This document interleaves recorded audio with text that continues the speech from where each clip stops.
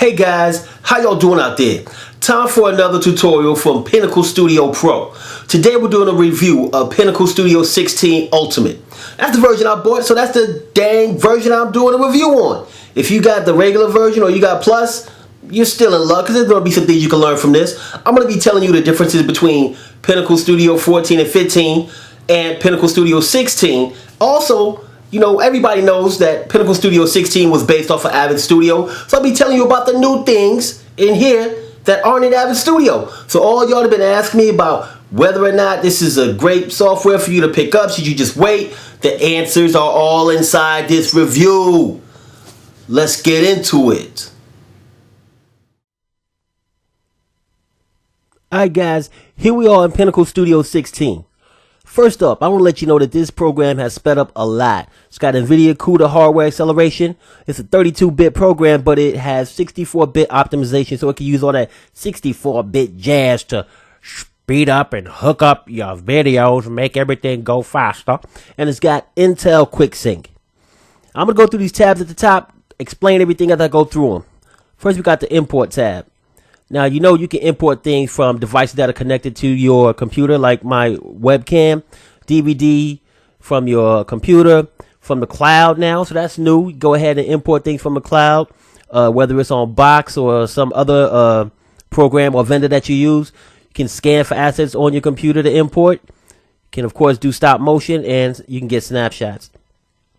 Now, the big thing on here is like scanning for assets is pretty cool. That's what I got it on right now. So you can scan and find things wherever it is on your computer, whatever type of media it is. So that's real cool. Another thing as far as what importing is, if you go to File, you look on here under Import, you can import from previous studio projects, which is cool. So if you didn't get any Pinnacle projects over, you can't find them, you can import them. And of course you can import from iPad. So that's awesome.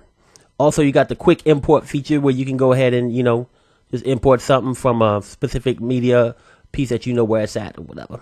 So we good with that tab for now. We'll go more into it in a different tutorial or something like that maybe. Oh, and also forgot to mention, also now you got AVC 50p and AVC HD 60p and FLV files that can be imported too. So AVC HD 50p, 60p, and FLV files. Cool stuff. All right. Now let's go to the library tab and let's look at a few things in here. Now the library tab, as you can tell, this is where all the business goes down. This is where you have all your collections, all your files. You can look over here on the right hand side. You see the tree here where you can actually go and pick and pull things from all different places. You got effects, transitions, sound effects, montage, titles. You got, this is my own collection that I put together. So, and then you got your imports here. They fall up under the collections, latest imports. You got studio movie projects. That's cool. And disc projects. Okay, so you can go ahead and get those from there. Got photos, video, and audio from the location that you choose to gather all your files from. Now, you can double click on anything in here while you're in under the library tab. If you do that, you'll go to the corrections menu. So I can enhance it, I can adjust, do a snapshot, stabilize. And the great thing about it has a storyboard down here. So I can actually click on another file that's in the location where I was just at and work on those if I want to do so too. Pretty damn cool. Now, also a big feature that a lot of people were asking for was check marks. So I'm going to do a little something real quick here. Don't get mad at me. Jumping around, but I'm going to pull this down into the timeline here, and you'll see, oh, check mark. Well, even if I go into the library, what do you see? Check mark. Yeah, a lot of y'all were asking for that before. So check marks basically will tell you what type of media you are already utilizing in the project that you're working on. So a lot of people wanted to know about that. So that's a cool addition that they put in. Collections. I want to talk about this a little bit. I have a collection over here called Holt Effects Sports. So you can actually create a collection, give it a name, click OK, and it'll ask you where the files are at that you want to put in that collection. And then you'll have a section of your collections already all set up here off to the side that you can access right from here without having to go into different folders or whatever. Unless you set up your folders already for a specific way, you can do it from there. It's pretty cool. Now, another thing that you can do is you can go ahead and tag stuff up. So let's talk about that real quick.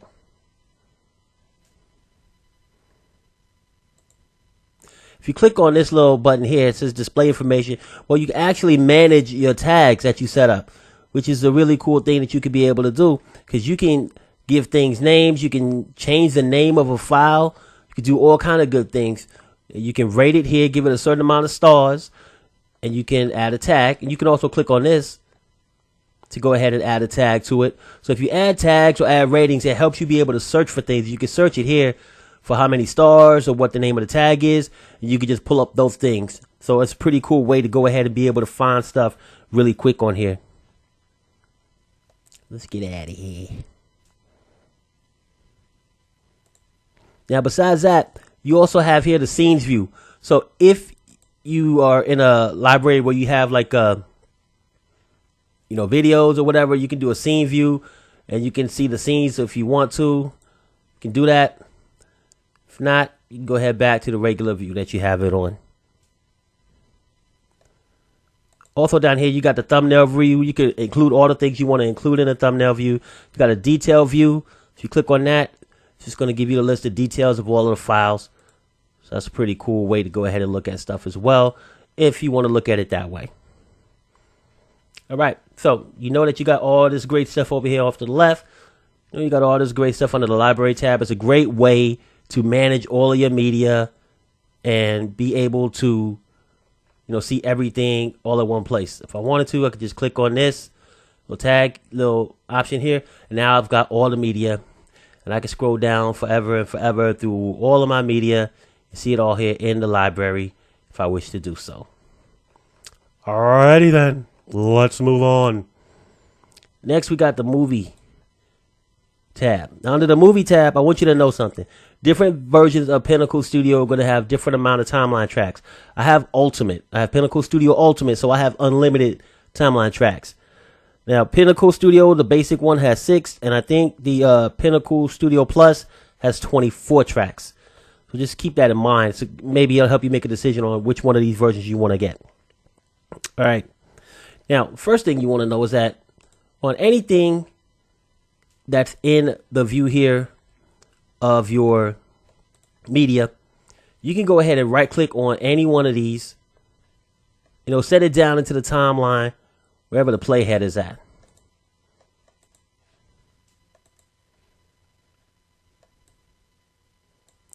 Let me go ahead and find me some good little media on here. I think this will work. So if I right click on this, I can go ahead and click on set a timeline, and it'll go in there wherever I have the playhead and whatever track I have selected. It's a quick way to get stuff down into there. If I double click on this, it'll open up the effects editor. So now I got all my options in here. I got my add-ons.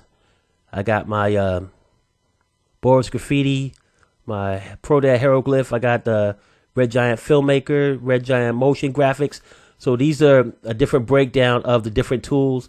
So you get a few ones that didn't come with it before, like Warp, and I think you get a Star Glow. I think that's the other one. I'm not sure. I could either click on it and tell you, but I don't feel like clicking on it. Then you got your stereoscopic 3D. You got your artistic effects, your keyers, chroma key, luma key, color corrections, your camera effects, and your 2D, 3D effects. Then, of course, you got your transitions out that you could use, transition in, and corrections once again. You could also get here by right-clicking on the clip and going to Open Effects Editor if you wish to do so. All right. Now, up here at the top, we got the preview window. It's a beautiful collection of things that you can utilize for finding things within Pinnacle Studio. I'm just kidding. It's just a whole lot of great features. First of all, you got your full screen button. Makes it full screen. If you go down here, you got the option to loop it, play, back, fast forward. You can close that back out. Then you got your dual mode. So this is pretty cool. So if I choose like a different thing over here for the source, you'll see that I now have something in the timeline view and the source view. So now I got dual camera usage for me to be able to trim things or, do whatever it is that I want to do. So It's pretty cool to have that option on there. It wasn't on there before. It's pretty freaking awesome. Now, please notice that the top tracks are on the top of your video in Pinnacle Studio 16. So if you have 14 or 15, it was the other way around. Your video that would be below everything would be on the top, and then your overlays would be underneath it. It works. It makes more sense this way. The bottom video is the one on the bottom, and anything on top is going to be overlaid. So if I were to move the playhead over this, you don't see the bottom one. You only see the one that's on the top because I don't have any type of alpha or anything on here, or chroma key or anything like that. Now over here on the left, you got your AV track. So each one of these tracks can support audio and video, or audio by itself or video by itself. You can turn off a track. So if I went up here, put it on there, and I turn that off, now you only see the bottom. If you have audio, you can turn that off, and you can lock it so that you can't move the tracks around. Everything is locked into position. It's good to go. So it's great stuff to have on there to really secure your things. Now at the top of the timeline view, you got your tools up here. So let's go up here to this one first, and we'll talk a little bit about these. So once again, you have your scenes view, where you can see scenes, your sources. Turn that on and turn it off. You got your thumbnail view. You got your detail list view. Same thing as before. Now here you got your customized toolbars. If you click on this, you can choose the things that you want to show on the toolbar. So you can choose things, take them out, take them off. It's pretty cool option to be able to do those things. Here you got your format. So if I click on this, now you'll see the different formats. And of course you got your stereoscopic 3D, baby. You got your 16:9, your 4:3. You got all your options here that you can go ahead and change on here. So that's pretty cool. After that, you got this cool little thing. It's a timeline and a storyboard. Now, the first thing I want to say is, before I go into that button, is on the last version of Avid Studio, the timeline was all the way up here all the time. And it used to cause a little bit of issues when you try to move the playhead sometimes, and by mistake, you would stretch out your timeline. But now they did it a really cool way where the time feature is down here for you to stretch your timeline out if you wish to do it that way, and your playhead is up here, so you won't have any more of those mistakes. So now onto this button. This button is really cool. You can go ahead and add storyboard mode and timeline view. Now you can see, if you were an Avid Studio user, that there used to be a timeline down here at the bottom. Well, you have the option here to bring the timeline up onto the screen. So here's the storyboard, but I'm going to go to timeline, and now you can see the timeline up here. And the more it grows, of course, the more things you add to it, the longer it'll be, the longer the timeline view will get. If I move this, you can see the difference now.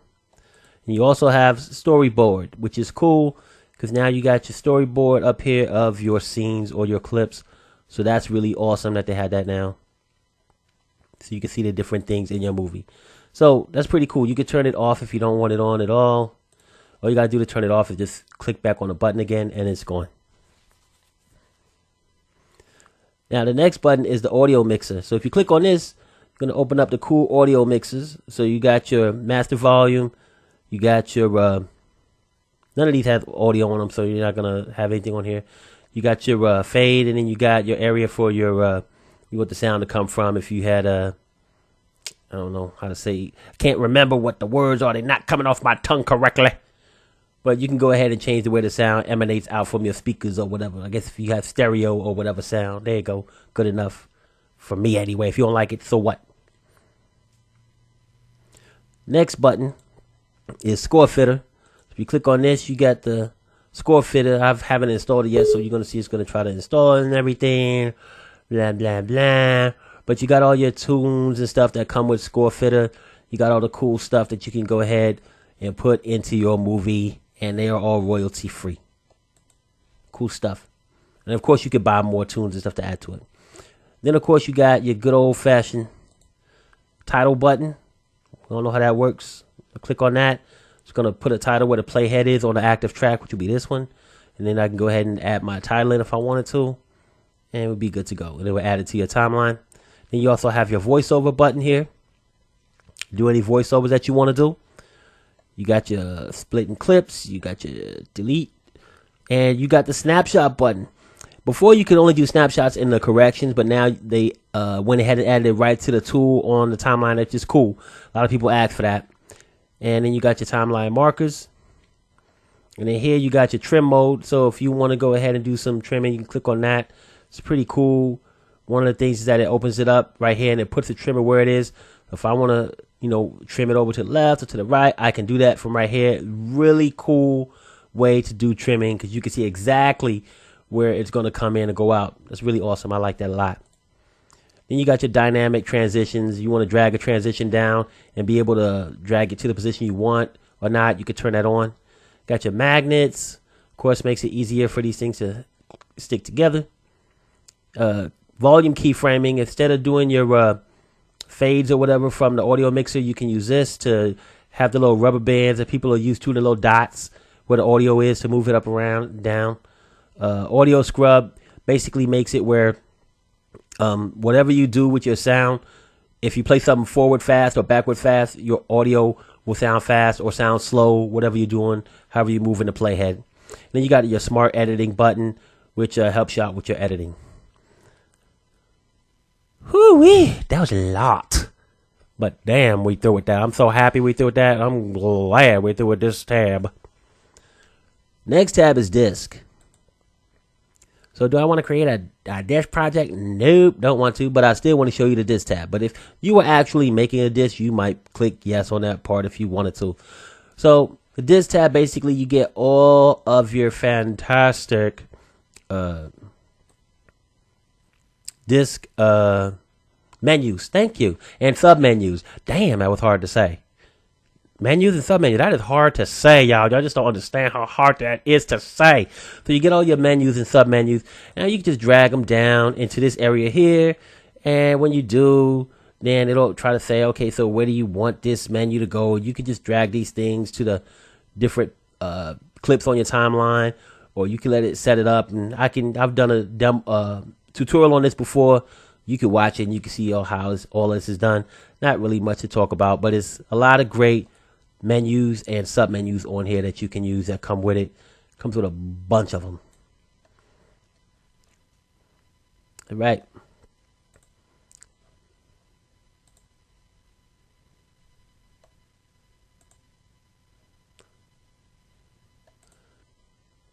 So let's take a look at the export tab.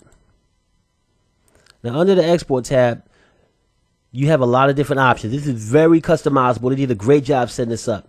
Now, you can go to a file, a disk, to the cloud, or a device. Now, under the file settings, if I click on type, I've got a lot of different file types on here. We got a flash video. We got MOV video. So we got a lot of great things on here that you can choose from. If I go to disk, you'll see that I have a DVD. I got AVC HD. I got AVC HD 2, which is the new version of AVC HD. We got Blu-ray disc. And, of course, we had DVD on there. If I go to cloud, it's not only going to go to the cloud, baby. We're going to send it to the internet. You can go ahead and share it on Facebook.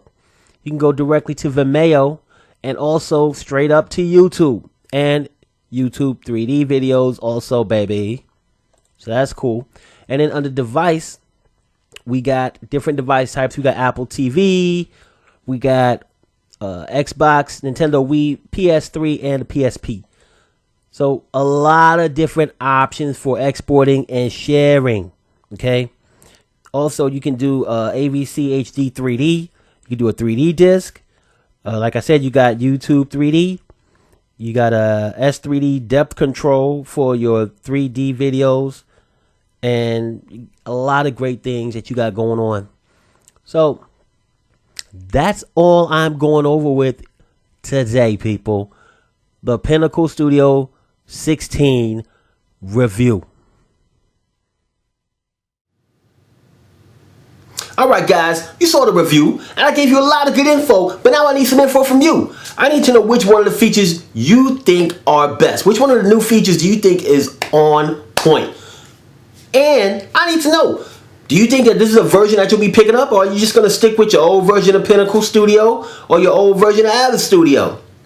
Leave your comments below. Let me know how you feel. Also, you know that thumb, the one that's pointed in the upward direction? Click it. like it, live it, love it, hug it. Let everybody else out there know that you like the content that I bring you on this channel. And also, tell all your friends who use Avid Studio, who use Pinnacle Studio, to subscribe to this channel, because it's the best one out there. We're going to be bringing you top quality stuff on the regular. So, do me a favor. Hazme un favor, por favor. Subscribe. Thanks for watching. We'll see you again soon.